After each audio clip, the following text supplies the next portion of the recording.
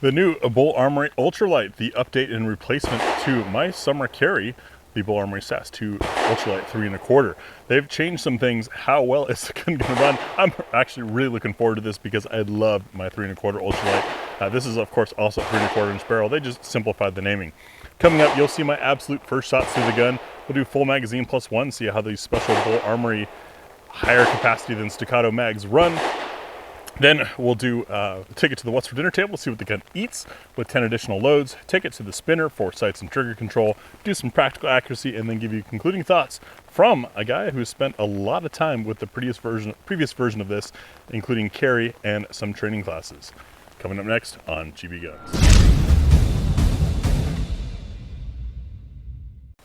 Welcome to the Pacific Northwest in late November.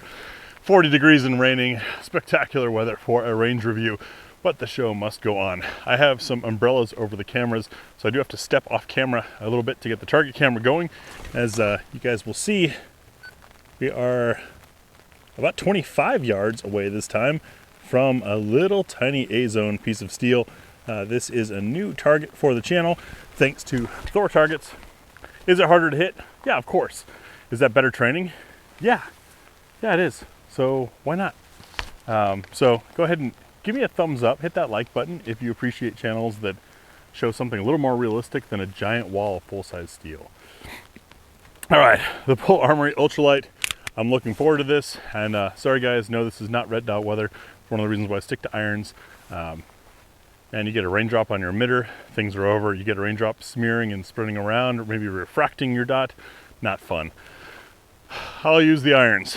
So 10 rounds of Fiocchi 115 grain for my first shots through this little guy. See how it does. That fiber optic is silly bright. Somehow it's, I don't know, it's like it's UV reactive or something. Very easy to see. If I could hit the steel again, that'd be great. There we go.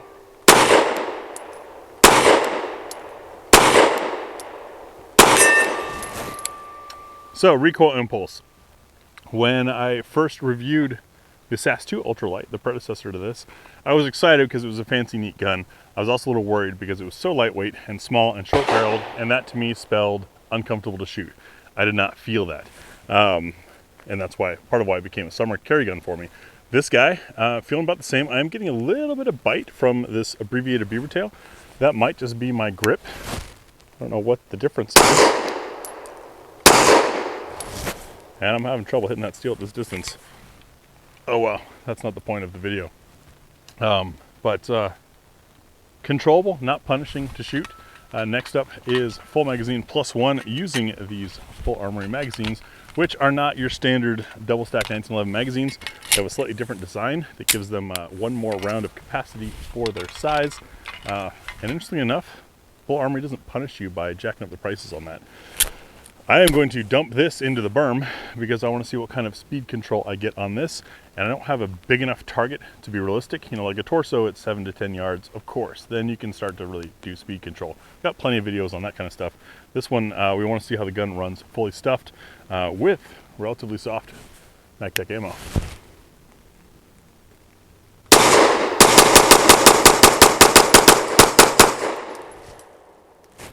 Pretty controllable.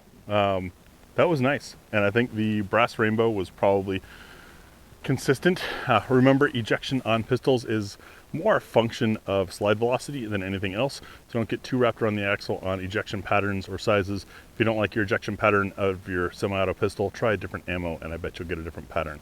But that felt good. I am getting a little bit of pressure from that abbreviated beaver tail. Maybe it's because I've been shooting my fuller size guns lately, and my grip's just not off. Maybe my hand's fat today. Who knows? But we know the gun runs. Now let's see what it eats in What's for Dinner. It's that time again. What's for dinner time? Thanks to our Ammo Squared supporters, our patron supporters, and some of my own shopping. We're going from 70 grain up to 165 grain today. Unfortunately, no aluminum or steel case. I need to do more shopping. But as I roll past these, you'll notice that we've got different overall lengths, different bullet shapes, ogives in different locations, different case materials, etc. We're looking to see what will the gun eat. Will it feed from slide lock, cycle another round of the same type on its own energy, and will it lock open on empty. Testing beyond that would be testing compatibility of the projectiles with the magazine, which we don't have time or money for. You're welcome to try it yourself. If you want to try any of these loads, check the pinned comment over at my website, which YouTube won't let me mention. I will cite sources for this stuff as I can find it. What's for dinner is shot at 2-inch circles from 7 yards. More so I've got something to aim at, potential point of impact shift observation, but we're looking to see what the gun eats. Our lightest load today is the 70 grain lead free from Federal. Great stuff for indoor ranges. Way high. Way high again. It's quite possible these sights aren't 100% on, and that would explain my struggles on the steel. Let's try the next load and see what happens. Circle 2, the Koenig 110 grain jacketed hollow point. It could be that these sights are, I run guns right out of the box. No prep work. Yep, super high. High again. And up there. All right, I'm gonna take a break, pause, and adjust these sights so that we have a more fair assessment of the pistol. All right, so off camera, I walked it down. I actually basically had to bottom out the rear sight to get it down there. Still hitting a touch left as well, but I do not have a screwdriver small enough to adjust the rear sight on here. Nice, however, that was able to be done with just a simple screwdriver and didn't require a sight tool. Circle 3, Hornady's Hag, the American Gun 115 grain jacketed hollow point.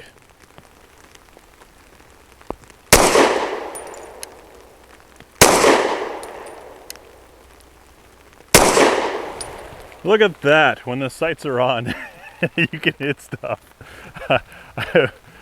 I know we've got some great loyal supporters of the channel, but I'm curious, and you guys will know better than I will, how many folks already like jumped off or wrote some nasty comment about the beginning of the video and how I can't shoot for shit and all that kind of stuff when the sights were just off. And why do I leave all this in instead of change it? Well, because I like to keep it real, and this is a real world experience. I took the gun out of the box, had this experience on the range. You should know that in case you have something similar as well. All right, let's continue. Circle 4, Sig V-Crown, 115 grain. This is from the Elite Defense line.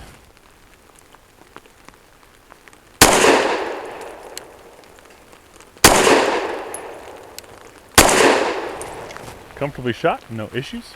Circle 5, another Sig V-Crown Elite Defense, but this is the 124 grain stuff. Whew, spicier. Yeah. But you know what? Not painful. Just more to the point, I guess. Circle 6, Federal Premium HST Law Enforcement. That's the 50 round box with the sealed primers. Tends to be a little bit on the spicy side. Let's see how it feels in this little lightweight gun. Not bad. I mean, it's definitely throwing me off my target, but not horrendously. Circle 7, the Federal Premium 130 grain PCC load. Now note, this is not meant for pistols. It's meant for pistol caliber carbines with 16-inch barrels. It's got a slower burn rate, a different bullet profile, etc. to help still get some real performance out of a 16-inch 9mm, because believe it or not, 16 inches is too long for 9mm. Most rounds get tired and you actually start losing velocity due to friction in the barrel. I include it in these tests because it's fun. How's it going to feel out of a little 3 1/4 inch barrel? Very soft.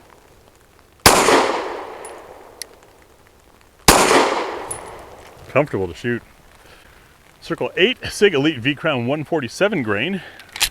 The heaviest of that trio that I reviewed a while back over on the depot. Yep, it's soft. But not bad, and man, the camera's adjusting for lighting, so you guys are seeing bright, but I have clear lenses on for a reason. It is kind of a dark, gloomy, and if you couldn't tell by my jacket, very wet day. But this green fiber optic is just screaming at me, and it's fun because everything else is so dark and dull except for my front sight post, and that's the way it should be. Circle 9, thanks to our Ammo Squared supporters, is the Fiocchi Defense Dynamics 147 grain jacketed hollow point, an affordable hollow point.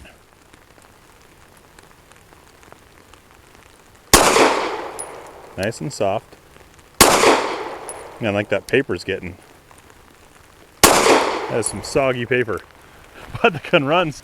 And our heaviest load, number 10, the Ammo Inc. Stulf 165 grain. Awesome in suppressor applications. That's what it's meant for. Not at all for a little 3 1/4 inch barrel, but it's what's for dinner.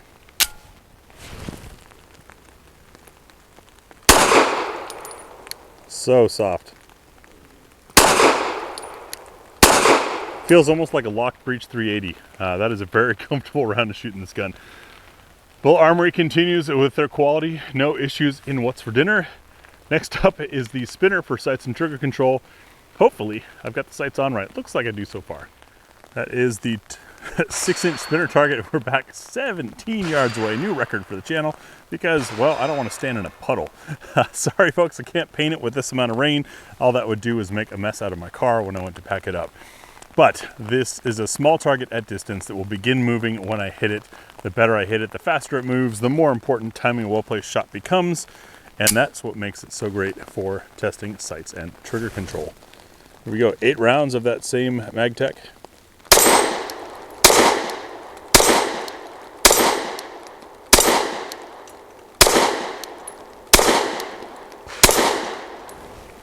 Not too bad. There were a couple times when the trigger was more ready than I was, which is a bit of an embarrassment because I have spent a lot of time with BUL Armories. But you got to remember with hand-fit guns like these that each one's going to be a little bit different. So this trigger almost faster and lighter than I was expecting, which is what happened there. But despite it being just a 3 1/4 inch barrel, and despite it being such a lightweight gun, it was right back on target very quickly and very easily. The blacked out rear sights and fiber optic front sight that I've already been raving about in this weather was spectacular, very easy to track on there. That's something that with more practice, or maybe at closer distance, I would do a whole lot better with this gun. All right, now time for practical accuracy. Practical accuracy is 5 shots from 7 yards at a 1-inch square. That at this distance tends to be about the same width of a front sight post. I've got 5 rounds of that same MagTech, just basic range ammo. This is not a mechanical accuracy test. This is more of a chance for me to collect my thoughts, as well as demonstrate what a reasonably skilled shooter might be able to do with this pistol.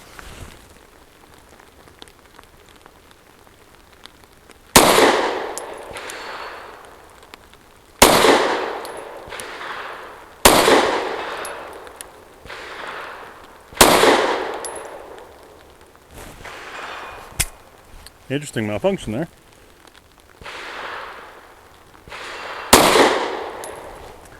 And as you can see, I got the height zeroed pretty well. It just didn't quite get it to the right. It was hitting a little bit left, as I explained, because I just don't have a tool small enough for the sight with me here today. After shots. So as a fan of the SAS2 Ultralight 3 1/4, as someone who carried it for at least a year through all of the summer, as someone who's taken one to courses, it being replaced with the new Ultralight, do I like the new one? Yes, and in fact I like it better than the other one. The change to the traction is great. That definitely makes a difference. Haven't tried the magwell yet.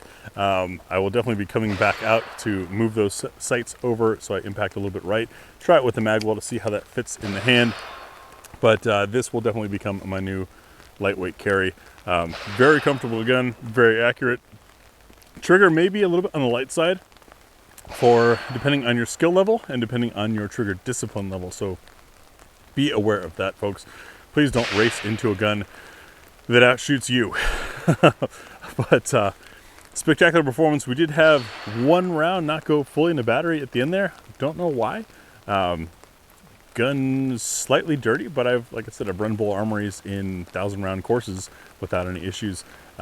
Could it have been that ammo? Yes, MagTech isn't exactly the most premium, consistently loaded stuff. But this, to me, feels a lot more like the SAS2 4 1/4 / now called the EDC, which is what's on my hip right now and has become my winter carry gun. So now the transition between the two is not as abrupt, and I had to make that transition when I went to the Guardian conference in 2023. I brought both the predecessor to this and the predecessor to the EDC. I intended on running the bigger gun, but I had swapped the front sight to the green fiber optic, which is now standard on the new one, but it didn't used to be, and didn't know that a little dab of Loctite is needed to help keep it in place. And so while I was training throughout that course, I went from being dead on all the time to my shots consistently getting more and more off to the side, and at one point mid-drill, I was changing mags, I looked and I saw my front sight post barely hanging on. So I had to ground that gun and grab the little guy and run the rest of the course with the little guy. That traction difference was noticeable in hot and sweaty Oklahoma in, I think it was late summer, early fall, something like that. I'm drenched standing out here in Pacific Northwest rain, and I had no issues with traction on this guy. So excellent job, BUL Armory. Thank you guys for watching. Thank you for 9 years of support. And if you're watching this on Rumble, thanks for helping us break free from YouTube's ridiculousness. See you in the next video.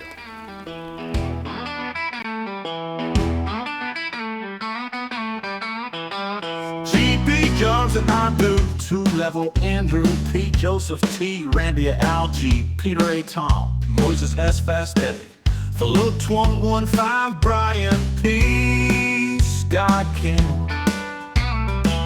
Thanks for the tip level, David B, Kratos, the God Slayer, Andrew B, Lee H, Christopher J, J, S, Far H, Greifels, Jeff O, Michael W, David G, Old Key Tuba, Fred L, Robert B, Ohio Cuffer, Steve A, Briscoe County, Jada Rich, Rich R, Red Sky, Waha NC, Fear 76, Uncle Muncie, David F, Allen B.